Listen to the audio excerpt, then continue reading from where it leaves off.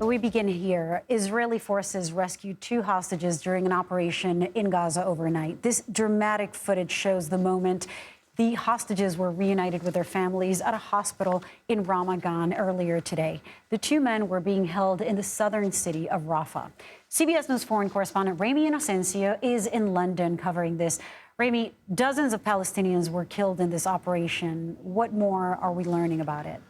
Yeah, Lilia, this was absolutely a dramatic Israeli military rescue that the IDF says involved special forces breaking into a second-floor apartment just before 2 a.m. local time. A military spokesman said those hostages were being guarded by Hamas fighters and that the rescue team shielded them during the firefight. And that all coincided with a series of airstrikes around the entire area. Now, another spokesman said the raid was based on precise intelligence and that the hostages had already been watched for some time. The 2 men in question here are Fernando Marman, age 60, and Louis Har, age 70. They were airlifted to a hospital in Israel. One of the directors there said that their condition seems good. But, as you mentioned, Lilia, while the lives of those 2 hostages were absolutely thankfully saved, that Israeli operation tragically took the lives of more than 5 dozen Palestinians. That is according to local officials in Gaza.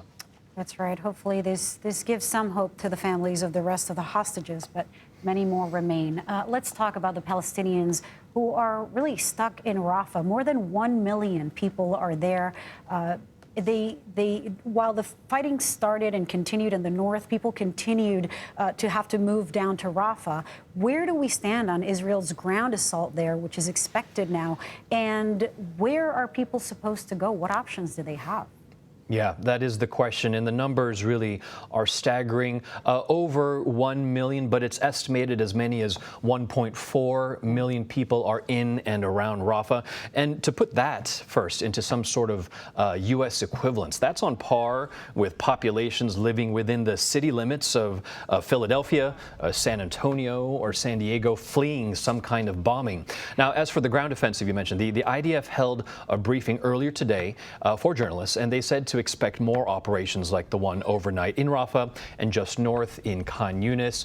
Prime Minister Benjamin Netanyahu on Friday already warned a ground offensive on Rafah is going to happen, and many people are just bracing for it, that it's just a matter of time. The U.S., the EU, and the UN have expressed concern, warning of a disaster. And aid groups there, they're working, but they say it's also impossible to evacuate everyone. And just south is Egypt, and we already know that border is closed. In a few minutes, we're going to be talking about the need for supplies and for aid to get there. But let's talk about Egypt. Egypt, because of this ground assault that you were talking about, is threatening to suspend a peace treaty with Israel, known as the Camp David Accords, if the country's military pushes into Rafah. What can you tell us about what the 1978 peace accords achieved, and what does this mean for stability in the region? Yeah, Lily, the Camp David Accords are absolutely historic. It was the first peace agreement signed between Israel and any Arab state, and that was brokered by President Jimmy Carter at the time between Israel's Prime Minister Menachem Begin and Egypt's President Anwar Sadat.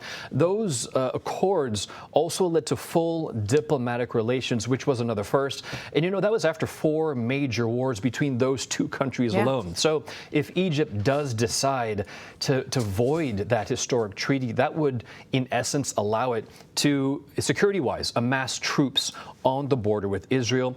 And just as Israel's military is getting ready for that ground offensive that Netanyahu has said into Rafah, just on the other side of the border. And then the worry there, the concern there, is that it could draw Egypt into another broader regional war. Of course. Ramy Inocencio, thank you.